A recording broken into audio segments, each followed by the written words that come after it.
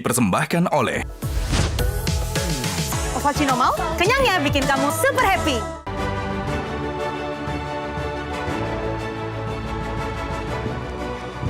Selamat malam para pemirsa, ketemu lagi di Hot Room dengan saya Hotman Paris. Hai orang miskin, kau nggak bisa penjarain aku. Itulah kata anak orang kaya, pengusaha toko roti di Bekas, di mana dicakung terhadap pegawainya. Si pegawai ini dengan bercucuran darah menangis pergi ke klinik dan akhirnya membuat laporan polisi, tapi timbul kontroversi. Apakah benar no viral no justice? Harta. Anak orang kaya itulah yang terjadi. Ronald Tanur. Baru-baru ini juga pemukulan Dr. Koas. Belum lagi Mario Dandi. No viral no justice. Itulah malam ini harta dan kekuasaan dan anak orang kaya di Metro TV. Banyak harta, tapi lama-lama Anda bisa lupa ingatan kalau Anda tidak terus-terusan bekerja. Caranya gimana? Seperti Hotman Paris, minum kopi luwak hitam premium. Kopi luwak hitam premium itulah yang membuat Hotman tetap tidak amnesia. Sudah hampir 40 tahun pengacara, bahkan banyak pengacara bekas napi saya sudah kalahkan. Oke. Novi lagi. Ayu, bisa diceritakan kronologi kejadiannya dari mulai Anda sebelum dipukul sampai kemudian lapor polisi? Oke, jadi awalnya saya sedang bekerja di situ. Lagi bekerja? Ya, terus? Tanggal 17 Oktober 2024 jam 9 malam. Malam ya? Ya. Si pelaku dari luar toko masuk ke dalam toko dan duduk di sofa. Ya. Beliau memesan makanan online. Di situ pas abang online-nya datang, si pelaku nyuruh saya untuk mengantarkan makanannya ke dalam kamar pribadinya. Di atas? Ya. Oke. Di situ saya nolak karena bukan tugas saya. Dan ada hal lain juga, dari sebelum kejadian ini saya juga pernah dilempar pakai tempat solasi dan dilempar pakai meja tapi tidak mengenai saya. Dan dia juga sempat ngomong kalau saya ini miskin, babu. Miskin, babu, terus? Terus orang miskin kayak lu nggak bisa masukin gua ke penjara. Orang miskin kayak lu nggak bisa masukin saya ke penjara, miskin babu, begitu ya? Oke, terus? Jadi terus dia turun dari bawah langsung mukul kamu atau gimana? Jadi setelah saya nolak berkali-kali, beliau akhirnya kesal dan mukul saya ngelempar saya pakai patung. Patung? Abis itu ngelempar saya pakai kursi. Kursi? Sama mesin edisi BCA. Mesin, oke. Abis itu saya ditarik oleh bapaknya pelaku untuk lapor polisi. Tapi HP sama tas saya masih ketinggalan di dalam. Yeah. Akhirnya saya balik lagi ke dalam untuk mengambil barang-barang saya, tapi saya malah dipukulin lagi pakai kursi. Dipukulin lagi? Bapaknya tidak langsung rangkul kamu untuk bela kamu nggak? Nggak. Di situ saya akhirnya kabur ke dalam ruangan yang banyak oven. Di situ saya nggak bisa kemana-mana. Dia terus mukulin saya. Abis itu mukulin terus? Iya, lempar-lempar barang. Abis itu endingnya dia ngelempar saya pakai loyang yang mengakibatkan loyang. Dan akhirnya itu yang berdarah itu? Iya. Oke, terus akhirnya, kamu langsung? Si pelaku kabur ke dalam, baru saya bisa keluar toko. Terus ke klinik? Iya, ke klinik. Habis ke klinik terus kemana? Habis ke klinik saya langsung nyari tempat untuk pelaporan, tapi di Rawamangun. Awalnya saya ke Rawamangun, ya. Tapi di situ emang bukan tugas wilayahnya. Saya. Akhirnya saya diusul ke daerah Cakung. Ya. Di situ karena mungkin kekurangan SDM, jadi saya diusul ke Polres Jakarta Timur. Di situ terus? laporan saya diterima dengan baik. Ya. Dan hari itu juga langsung saya diantarkan visum. Diantarkan visum, habis itu? Saya disuruh pulang. Kenapa? Disuruh pulang. Suruh pulang, terus berikutnya? Berapa lama kemudian kamu dipanggil lagi? Sekitar kurang lebih 2 minggu. Saya 2 minggu dipanggil baru ya? BAP. Di BAP? Di situ udah Saya nggak dipanggil. Terus kamu katanya dikirimin pengacara ibu dari pelaku. Jadi pas awal kejadian nggak lama setelah itu ada seseorang yang nelpon saya ngaku dari LBH utusan Polda ingin membantu saya menyelesaikan kasus saya. Ternyata dia pengacara dari Bos saya. Kiriman dari ibu si pelaku. Iya. Terus pengacara kedua? Pengacara kedua di situ awalnya lancar-lancar aja, tapi setiap ada info dia selalu ke rumah dan ngasih info, abis itu meminta uang. Terus uang yang sudah kau kasih berapa?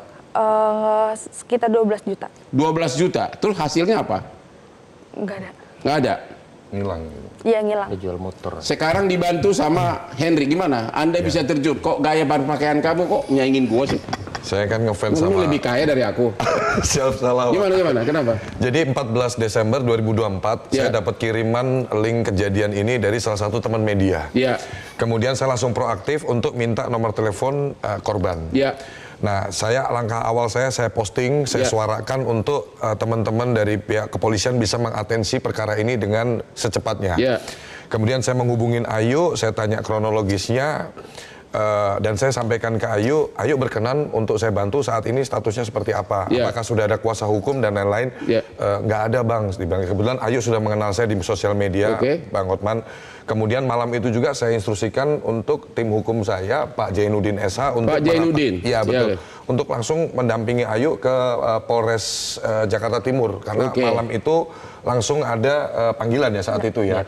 Karena sudah saya viralkan dulu. Kamu langsung action ya, langsung bertindak ya. Langsung di malam seperti itu. banyak sekarang pengacara di Jakarta malah dia yang memviralkan diri sendiri. Siapa? Oke, terus Pak Jainuddin, apa langkah yang Anda tempuh?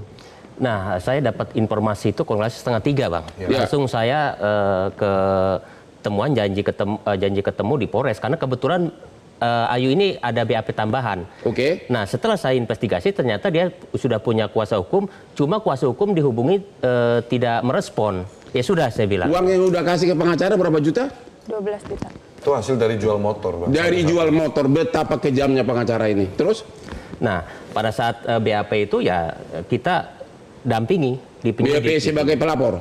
Iya. Pada saat Anda masuk, saksi sudah diperiksa belum? Belum ada? Saya hanya baru investigasi dengan penyidik, ternyata saksi itu yang Cika ini susah dihubungi dan nggak datang. Terus saksi orang tua yang ada di video itu udah di BAP belum?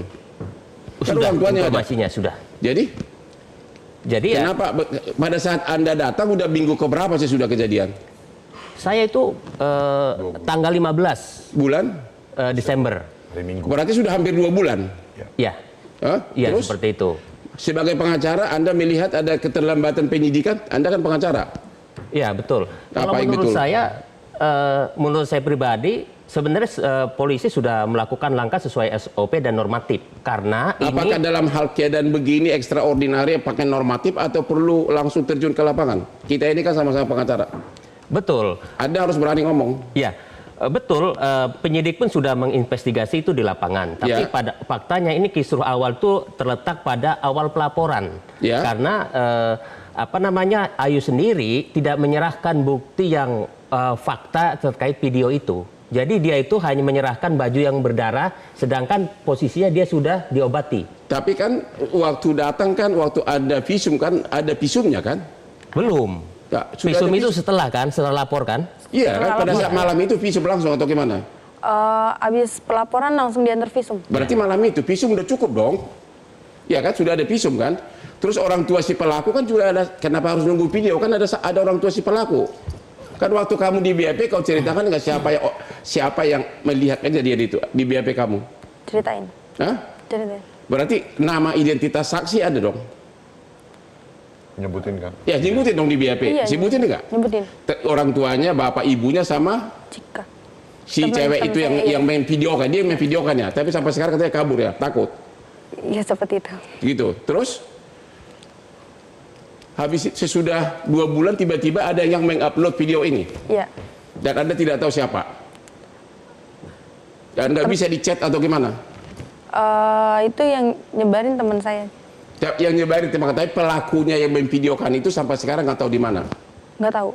Ya, apa disembunyikan sama pihak yang berkepentingan? Kurang tahu kalau itu. Kurang tahu. Iya. Jadi menurut Anda gimana? Ini proses, kan sekarang ini kan kita akan nanti nunggu jawaban dari pihak kepolisian, katanya no viral, no justice, gara-gara ini orang miskin, sementara yang sana katanya, hai orang miskin, kau tidak akan bisa penjarakan aku. Gimana Anda sebagai pengacara? Kalau menurut Anda tuh hati-hati loh, pengacara sekarang ini mantan napi pun banyak beredar di Jakarta, mantan pengacara napi ya, yang sudah masuk penjara jadi pengacara, bagaimana coba? Kalau menurut saya ungkapan bahwa dia kebal hukum dan tidak bisa dipenjarakan itu halu aja, halusinasi aja itu kalau menurut saya gitu, karena faktanya nggak ada. Saya bilang pernah di statement saya bilang silakan buktikan, saya antar sampai orange seperti itu. Oke Henry, hai orang miskin, kau nggak bisa penjarain aku. Coba, itu bapaknya tukang roti lebih kaya dari kamu atau saya? Coba lihat, coba. Bang Hotman lebih kaya dari saya. Hai orang miskin, kau nggak bisa penjara. Coba gimana? Emang kaya banget bapaknya? Jadi kalau saya melihat, John melihat, Bang Hotman, ini yang terjadi di masyarakat kita. Seolah-olah ketika dia memiliki harta atau sedikit harta, itu langsung muncul sifat merendahkan orang lain. Ini dasar yang saya pelajari dari kasusnya Ayu ini. Ini kejadian ini klimaksnya di tanggal 17 Oktober 2024. Tapi sebelumnya sudah ada rentetan kejadian yang awalnya itu dari verbal dulu, dites dulu Ayunya. Disampaikan dulu, kamu orang miskin, kamu cuman babu, kamu nggak bakalan bisa penjarain saya. Dikasih war terus. Dari situ Ayu ini semacam ada traumatis. Nah, ketika ada instruksi dari yang bersangkutan ini, dia ada penolakan. Nah, klimaksnya di tanggal 17 Oktober itulah. 17 Oktober. Nah, yang bersangkutan ini adalah orang normal. Berdasarkan pengakuan dari Ayu. Karena apa? Daily activity, dia sering ke toko, bahkan dia ini dipercaya untuk ngurusin salah satu cabang toko rotinya ini di Kelapa Gading. Dekat rumah gua katanya. Betul. Artinya ini orang memang biasa-biasa aja, dan saya lihat aktivitas sosial medianya banyak bersilaturahmi sama katanya alasan sekarang seolah-olah dia ada kekurangan gitu, ada keterbelakangan, ada alasan begitu. Arahnya seperti itu yang saya tangkap. Nah, jadi tapi kan kemarin jelas Ketua Komisi 3 DPR RI Bang Habibur Rahman menyampaikan ini jangan jadi unsur pemaaf, ini harus benar-benar ditindak secara serius supaya menjadi presiden yang baik di masyarakat. Contoh bahwa you boleh kaya tapi you jangan pernah rendahin orang lain, karena setiap orang di era sekarang keterbukaan ini semua orang berhak untuk berbicara, dan memang masyarakat saya bilang no viral no justice itu menurut saya kalimatnya harusnya pokoknya masyarakat harus berani bersuara ketika ada pelanggaran yang terjadi di sekitarnya. Dia punya HP, dia punya telepon, dia punya WA, harus berani speak up, jangan takut di era sekarang ini. Oke, harta dan kekuasaan. Kita akan nanti nunggu klarifikasi dari pihak kepolisian, ahli hukum pidana dan pengamat sosial. Ketemu lagi di Hot Room.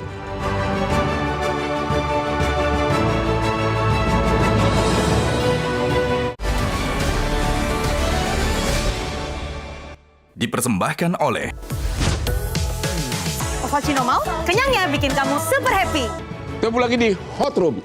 Bapak Kapolres Kombes Pol Nikolas Ari. Di Instagram saya aja ada hampir 2 juta mengkritik kepolisian. Belum lagi di IG orang lain, mungkin ratusan juta.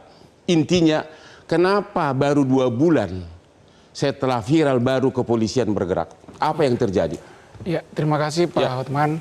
Sebelumnya kami mohon maaf atas ini semua yang terjadi.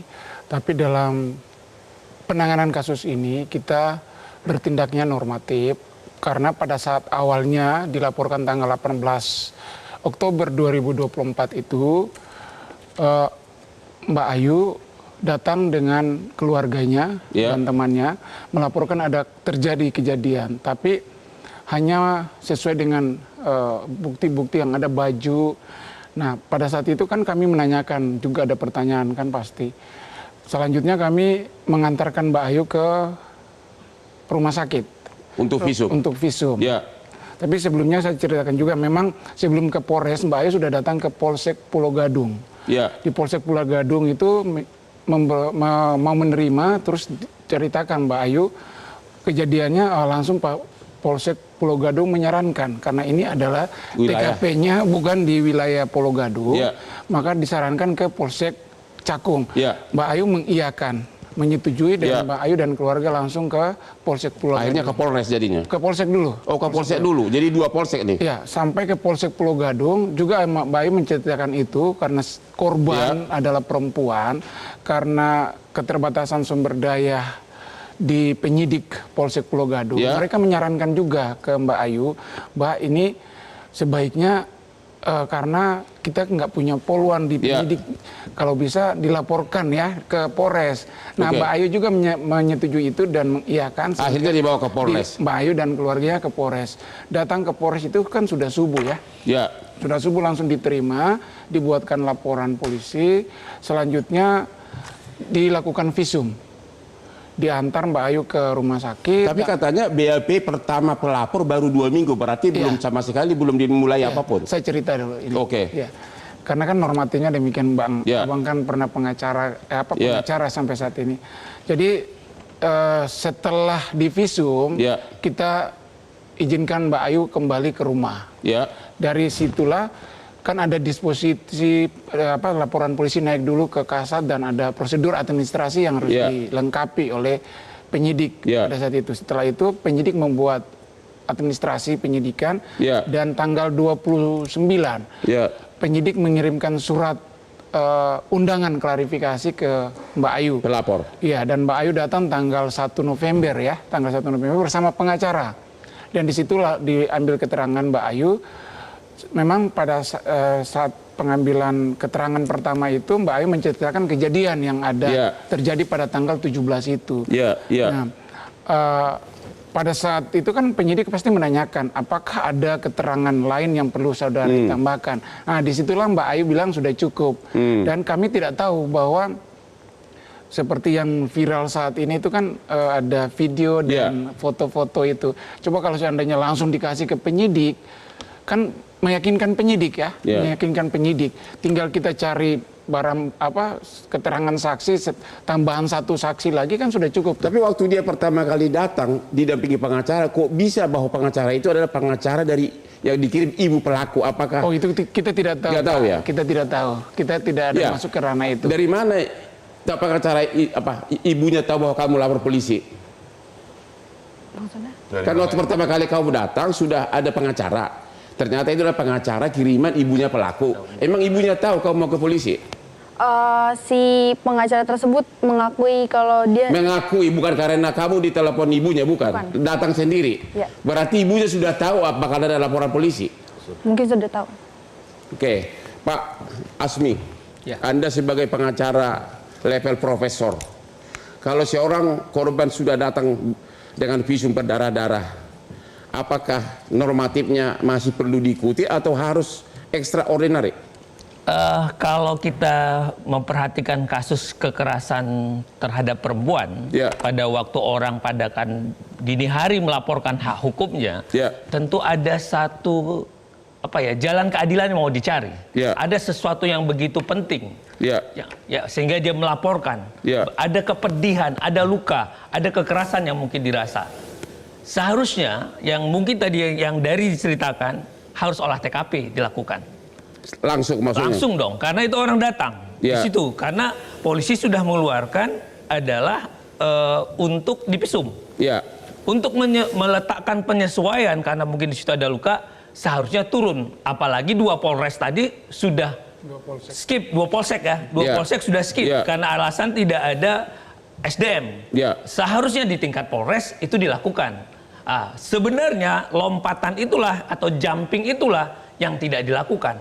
Andai waktu itu dilakukan, bisa sinergis apa yang disampaikan langsung oleh dapat saksi juga di TKP saksi ada. Dapat, mengumpulkan barang bukti dapat, administrasi penyelidikan yang tadi mau dilakukan oleh Pak Kapolres juga bisa dapat. Kenapa ini Pak Kapolres? Kenapa sesuai dengan, kenapa nggak langsung turun ke TKP saat itu? Kami turun ke TKP, Pak. Jadi setelah laporan itu penyidik datang ke TKP. Ini kan ada jeda waktu, Pak. Ini bukan tertangkap tangan. Jadi kejadiannya tanggal 17 Oktober sekitar jam 9 malam 21. Mbak Ayu sampai ke Polres itu sudah hampir jam 2 ya. Ya. Jam 2 atau setengah. Jam 2 tengah malam seorang wanita terluka, terlunta-lunta. Oke, terus? Datang ke Polres itu sudah tidak terlihat luka-lukanya karena sudah diobati, Pak. Ya. Jadi sudah diobati sehingga penyidik itu menganggap bahwa perbuatan pidana yang dilaporkan ke kami itu kita tangani sesuai SOP normatif layaknya laporan-laporan pidana umum lainnya. Jadi TKP kita periksa, kita datang ke TKP. TKP-nya kapan? Paginya. Iya, datang. Mbak Ayu enggak. Tanggal 18 pagi? Iya, pagi. Terus? 18 pagi. Ditemukan apa? Ditemukan alat-alat yang disebutkan Ayu kita amankan. Itu tanggal 18 besoknya? Iya, tanggal 18. Ya, kan belum ada BAP pelapor, bagaimana saya langsung ke TKP? Kan sudah ada laporan polisi. Oke, benar itu ya? Sudah, Anda tahu tanggal 18 polisi sudah turun ke tokonya itu untuk mensita? Saya nggak tahu. Kenapa? Nggak tahu. Kalau dia tidak tahu, bagaimana polisi tahu pakai alat-alat apa memukul dia? Kan dia yang tahu. Kan ada di dalam situ dia bilang pakai alat-alat ini, Pak. Kan sudah ada tanya-tanyaan sebelumnya. Oke, terus saya sudah dikumpulkan, apalagi yang terjadi? Ini untuk menjawab masyarakat ini, bukan kita menjudukan ya. Tolong Bapak jawab, karena jutaan nih mengkritik kepolisian ini. Iya, Padahal polisi itu kita perlukan, memang kita perlukan kepolisian. Tanpa polisi kita nggak bisa hidup. Ya, Pak Hotman, ini kan masih di tahap penyelidikan, Pak Hotman. Jadi kita nggak bisa menyita, kita amankan barang-barang yang ada itu kita amankan. Kami perintahkan untuk selalu dipantau itu barang-barang sampai ke tahap kita tidak bisa melaksanakan upaya paksa karena bukan tertangkap tangan. Dan setelah itu kita undang Mbak Ayu, kita ambil keterangan tadi. Nah, disinilah juga ada sedikit jeda waktu. Kita hampir 1 bulan lagi. Saya cerita dulu, Mbak. Kita undang saksi-saksi yang disebutkan dalam pemeriksaan Mbak Ayu pertama itu, dia menyebutkan ada 2 saksi. 2 saksi itu adalah ibu daripada pelaku dan teman Ayu yang berinisial C. Dia tidak, kalau di viral itu video itu kan sebenarnya ada 3 ya, Bapak Ibu sama Cika. Tapi yang Ayu sebutkan ke kami itu 2. 2 orang ini kita panggil, Pak. Kita undang, bukan panggil, kita undang klarifikasi. Karena ini bentuknya undangan, tahap penyelidikan.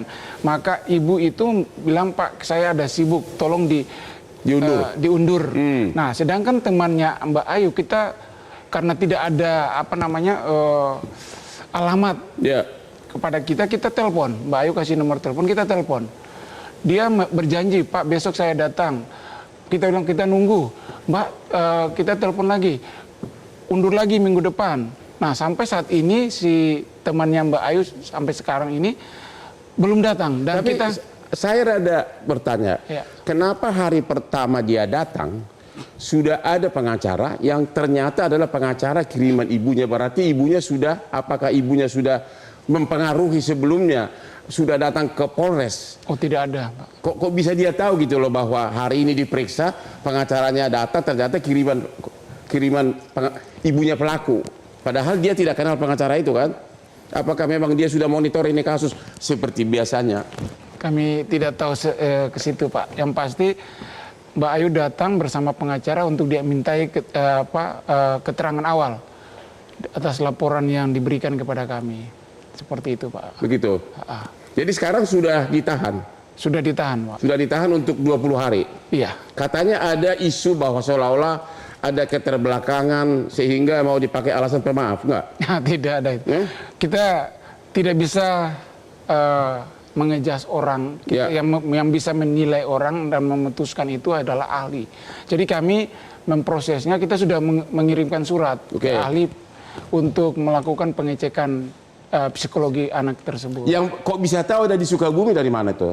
Oh, begini, kita undang surat karena sudah naik ke penyidikan, kita undang, kita surat panggilan ke ibunya. Kita antar surat panggilan ke ibunya, kita telepon, ibu di mana ini, ibunya bilang kami ada di Sukabumi. Oke, akhirnya ibunya yang secara sukarela. Oke. Kita istirahat dulu, kita akan membahas nanti dari ahli-ahli bidang itu. Dan yang paling utama adalah, hai orang miskin, kamu tidak bisa penjarakan aku. Ketemu lagi di Hot Room.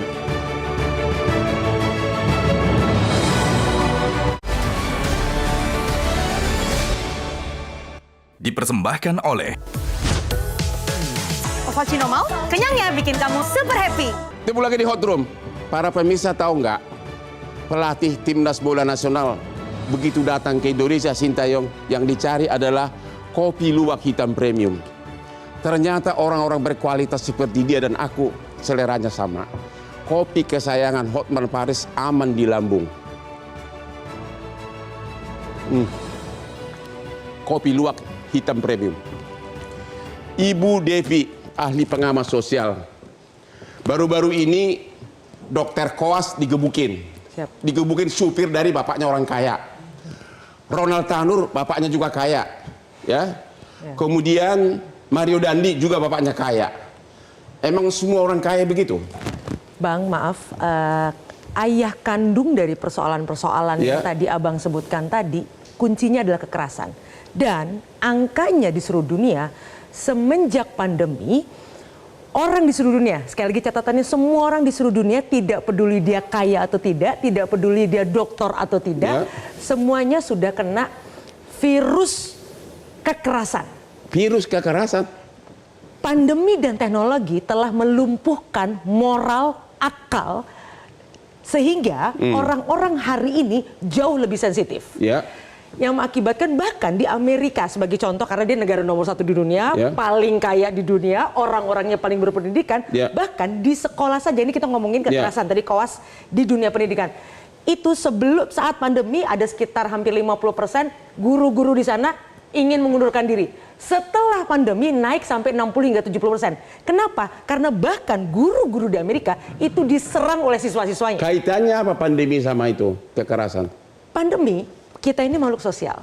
Pandemi membuat kita justru harus melakukan penjarakan sosial. Ini membuat kita akhirnya menjadi zombie, menjadi robot. Dan teknologi semakin membuat manusia itu menjadi kering.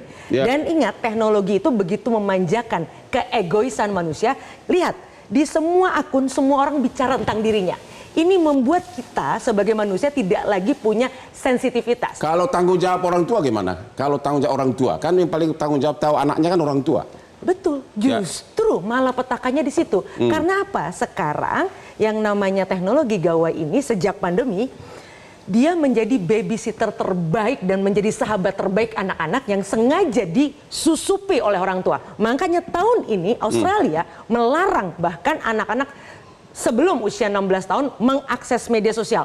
Tahun lalu Swedia bahkan mengklaim bahwa gara-gara teknologi anak-anak Swedia hari ini justru jauh lebih tidak pintar, untuk tidak bilang bodoh, dibandingkan anak-anak Swedia 30 tahun lalu.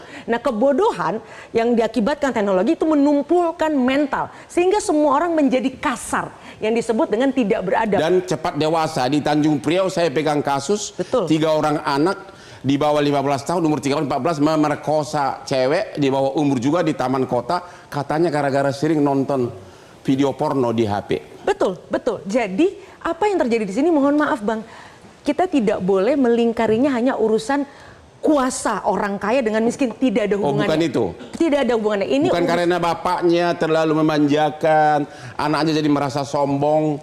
Kan sudah, itu kelakuan itu sudah lama katanya. Hai orang miskin, kau nggak bisa penjarain aku. Maka orang tuanya kan dengar. Kita pun kalau ada anak kita ngomong begitu, kalau kita orang tua normal pasti marah dong. Kasus ini benang merahnya menarik. Tahun ini saja di seluruh dunia, India, Indonesia, Thailand, kasus kekerasan di tempat kerja. Ini menjadi satu problem besar. Sebelum kasus ini ada satu studio besar yang punya proyek ke Amerika. Itu terungkap bahkan atas bantuan netizen juga. Bagaimana misalnya karyawan di sana harus keguguran, belum lembur yang nggak dibayar-bayar, disiksa karena kelelahan. Ini terjadi di banyak tempat kerja, Bang. Nah, artinya apa? Kasus ini tidak semata-mata urusan, ini kan hanya bentuk kekerasan verbal. Tapi kenapa kejadian-kejadian viral itu hampir semuanya menyangkut orang kaya? Itu pertanyaan saya. Mario Dandi, Ronald Tanur, siapa lagi? Itu yang koas kemarin, yang di Medan. Hati-hati, angka statistik menunjukkan jumlah orang kaya seluruh dunia itu hanya sedikit, Bang. Yang besar itu adalah, mohon maaf, kalangan menengah ke bawah. Ketika ini sudah banyak, tidak menjadi perhatian. Karena jumlahnya sudah terlalu banyak setiap hari. Sedangkan orang-orang yang hanya di ujung itu, sekali dia membuat kesalahan kecil saja, itu akan ramenya planet Mars kalau perlu. Jadi artinya kita perlu hati-hati, jangan melihat ini adalah pertarungan kelas, tapi ini adalah penyakit kanker sosial. Terima kasih Pak Ibu Ayu. Ini juga perlu perhatian masyarakat atas kelakuan pengacara. Katanya pengacara kedua datang minta uang terus sampai kamu harus menjual motor. Iya, betul. Ya? Berapa dia minta? Total keseluruhannya 12 juta, tapi dia minta bertahap. Pengacara benaran datang atau apa? Dari mana kau kenal? Mama yang cari. Mama yang cari. Oke, terus? Dia bilang dia perlu uang di mana? Perlu uang di kepolisian atau di mana? Untuk nggak tahu sih, dia minta buat apa? Nggak tahu dia. Untuk mengurus perkara begitu? Yang saya tahu itu. Oke, terus? Ternyata nggak ada kemajuan? Nggak ada. Sampai kau jual motor? Hah? Emang kau begitu dendam sama ini orang sehingga sampai motormu pun kau jual? Toh kan lukamu udah sembuh. Benar-benar kau ingin menjarakan dia? Mama tuh yang nggak rela gitu anaknya diinin. Apa? Mama nggak rela anaknya. Mama nggak rela. Wah, hebat ibu kamu. Mama tidak rela anaknya digituin. Lu kok nggak ingat sih hotman 911 kan tersebar di mana-mana. Kenapa lu nggak nyari gua? Ya gimana? Tapi akhirnya ada saingan saya nih, LDF ini. Untung ada dia nih, ya, ya kan? Siap. Ya, berterima kasih kepada Anda. Anda tidak seperti pengacara lain yang memakai pengais keadilan untuk viral, ya. Enggak. Ya, itu Anda hebat itu. Ya gimana Pak pengacara? Itu gimana itu? Anda tahu bahwa sampai motornya dijual? Ya betul, berdasarkan keterangan itu memang buat operasional, diminta dia beberapa tahap seperti itu, tapi setelah itu menghilang. Menghilang. Kenapa Anda tidak laporkan ke organisasi? Sedang kita dalami. Kita khawatirnya ini bukan pengacara, tapi mungkin paralegal, gitu loh. Sedang kita dalami identitasnya seperti itu. Sampai sejauh ini belum kita dapatkan karena handphonenya sudah ganti sepertinya. Betapa mahalnya keadilan di Indonesia ini. Para pemirsa, hati-hatilah kalau melihat gaya pengacara di TV seolah-olah dia membantu rakyat miskin, tapi lihat backgroundnya. Kalau dia udah pernah di penjara, pada saat saya sudah jadi pengacara, nggak mungkin jiwanya bisa berubah baik. Padahal dia baru 3 bulan sebelumnya masuk penjara hanya demi uang receh. Temu lagi di Hot Room.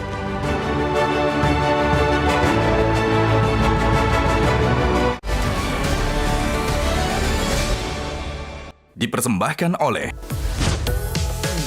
Ovaltino mau, kenyangnya bikin kamu super happy. Temu lagi di Hot Room. Di segmen terakhir ini Bu Ayu, apa harapan Anda dari kasus ini? Apakah Anda ingin agar selama-lamanya dia ditahan di penjara gimana? Anda tidak mau berdamai? Kalau tiba-tiba keluarganya datang nawarin kau 100 juta, mau damai nggak? Enggak. Tidak? Benar nggak mau? Baru itu teman saya. Jadi akan hukum terus berjalan ya? Iya. Oke? Gimana pengacara? Harapan saya terkait pasal, mungkin saya memohon untuk Kapolres dirubah dari pasal 351 menjadi 354 Pak. Karena apa ini itu? menurut saya ini merupakan penganiayaan berat. Seperti itu ya. Jadi ancamannya juga kan pasti berbeda. Ya. Karena bagaimanapun kekerasan atau penganiayaan ini dilakukan sudah 2 kali Pak. Ya. Intinya secara langsung dia berusaha membunuh orang ini. Bisa diduga seperti itu. Ya. Gitu loh, dengan membabi buta seperti terlihat dalam video. Ya. Jadi untuk memberikan keadilan. Jadi Anda maunya 354 agar di atas 5 tahun? Betul. Anda itu akan terus pantau? Pasti. Apa Anda akan minta nanti dia jual motornya lagi untuk bayar honormu? Tidak. Semua sudah Bang John dikatakan. Itu teman saya. Oke, Pak Henry, John. Ya. Apa selanjutnya? Yang pasti yang pertama saya mau sampaikan dengan kejadian ini untuk edukasi masyarakat bahwa tidak boleh kita merasa punya banyak uang terus kita jadi arogan kepada orang, karena semua orang sama derajatnya di hadapan pencipta. Dan yang kedua, saya mendukung masyarakat untuk aktif menyuarakan, dan kalau memang ada kejadian-kejadian yang perlu diviralkan ya diviralkan. Itu akan membantu untuk mengakselerasi juga supaya cepat termonitor juga oleh pihak kepolisian. Itu baru teman saya. Siap. Mungkin tidak disadari, saya tidak pernah membangga-banggakan. Sudah ratusan kasus viral terbuka gara-gara Instagram saya. Sudah ratusan. Dan saya tidak pernah wawancara ke TV. Siap. Justru datang saya menghindar. Sudah ratusan penganiayaan meninggal di pesantren udah berapa, pemerkosaan. Aduh, udah ratusan termasuk anak di bawah umur. Sudah ratusan. Tiap pagi saya bangun banyak kasus, tidak pernah seperti si Ono itu masuk TV terus. Pak Kombes Pol Nikolas, selanjutnya bagaimana? Ya, kami memohon maaf kepada seluruh pemirsa. Ya. Mungkin terkesan kami lambat dalam penanganan ini, tapi semuanya itu kita dasarkan pada KUHP, Perkap nomor 6 tahun 2019 dan Perkabareskrim nomor 1 tahun 2022. Jadi memang terkesannya agak lambat karena kita harus bertahap, prosesnya bertahap. Dan dari kasus ini kami berharap Polres Metro Jakarta Timur khususnya akan lebih profesional lagi dan lebih tanggap dengan kasus-kasus yang ada. Memang salut sama Pak Kapolres mengatakan minta maaf. Kita salut itu, Pak. Siap. Walaupun normatif tetap jalan ya. Tidak normatif lagi kan? Sedikit ekspres bisa kan? Iya, bisa, Kak. Kalau dari keluarga nanti berusaha mempengaruhi apa itu berdamai apa namanya itu? Restoratif justice. Ya, apakah akan di restoratif justice apakah akan didukung atau kalau tadi kita nggak mau berdamai? Terkait di restoratif itu kan kedua belah pihak. Oke, tapi kan biasanya kadang-kadang oknum polisi yang dorong-dorong. Itu ya kan? mungkin pengalaman abang ya. Tapi di Polres Metro Jakarta Timur saya perintahkan untuk tetap normatif on the track. Oh gitu? Iya. Sekarang dia ditahanan di Polres Jakarta Timur? Sudah ditahan dan perlakuan dia seperti tahanan lainnya sama. Begitu ya? Jadi dia tidak bisa ngomong lagi ya? Hai orang miskin, kau tidak bisa penjarakan aku. Nggak mungkin itu ya? Oh tidak. Itu pelajaran bagi kau orang kaya. Siap. Ibu Devi, Bang, saya cuma pesan Anda kepada orang tua apa? Kepada orang tua dan kita semua bahwa kejadian hari ini dugaan saya tidak akan berhenti. Teman-teman pengacara, Pak Polisi siap-siap karena masyarakat dunia sekarang terkena penyakit baper. Orang sekarang sangat sensitif. WA tidak dibalas, marah, lapor polisi, cari pengacara. Jadi persoalan-persoalan kekerasan itu dimulai dari kekerasan yang sifatnya kata-kata hingga fisik. Ini akan mengakibatkan rentetan kasus akan banyak sekali yang bisa jadi membuat Pak Polisi mohon bersabar untuk bisa mengungkap satu persatu. Kita sebagai masyarakat termasuk saya yang sangat mudah tergelincir pada aksi kekerasan kata-kata maupun fisik. Jadi tidak akan berkurang, malah akan tidak akan semakin berkurang, banyak. berpotensi akan makin Terima banyak. kasih Pak Asmi, Anda sebagai pengacara, analisa Anda kira-kira si pelaku ini bakal dihukum apa? Pasal mana yang tepat, 351 atau 354? Oh, yang jelas kalau polisi sudah masuk di BAP-nya 351 akan sebanding nanti pada katakanlah petunjuk jaksa juga akan memakai 351 gitu loh. Ya. Tapi yang paling penting sesuai dengan tema ini Bang Hotman, saya kira kasus viral itu sebenarnya menunjukkan ketimpangan. Ya. Ada ketimpangan. Karena dengan begitu viral itu ada 3. Jadi medsosnya dapat, opini dapat juga, dan sistem penegakan Jadi hukum juga Anda dapat. tetap mendorong masyarakat agar tetap viral?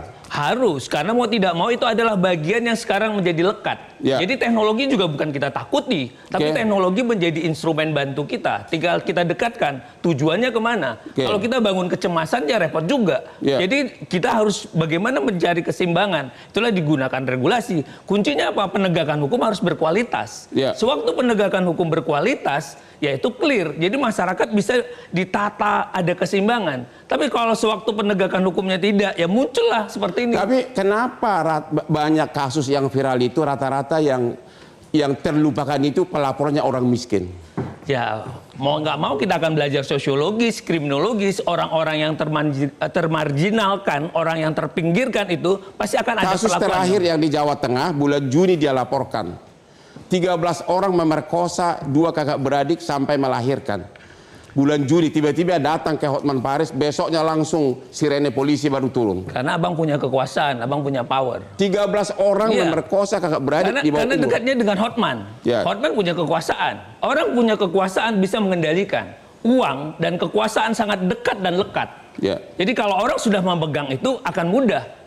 Siapa sih yang nggak bisa dalam hal apapun? Sewaktu uang didekatkan dengan kekuasaan, maka dekat. Bang Hotman punya apa? Bang Hotman juga punya kekuasaan dan uang. Makanya bukan gara-gara uang. Iya dong. Gara-gara persona gua di Instagram. Salah satunya itu juga. Tapi itu juga mau. Jadi Anda setuju bahwa masyarakat tetap bersuara, berani bicara, berani memviralkan? Harus, sepanjang memang itu ada untuk kepentingan umum dan berdasarkan bukti yang cukup untuk itu, bukan fitnah.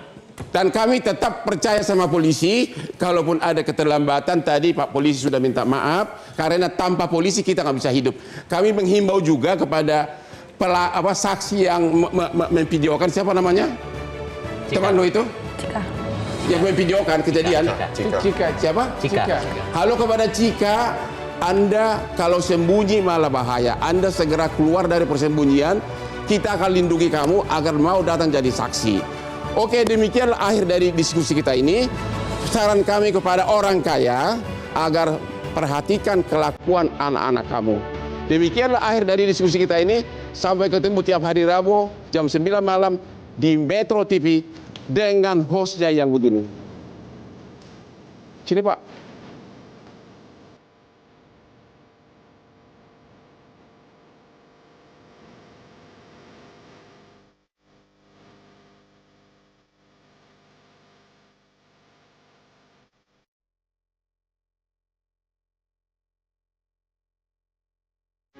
Metro TV.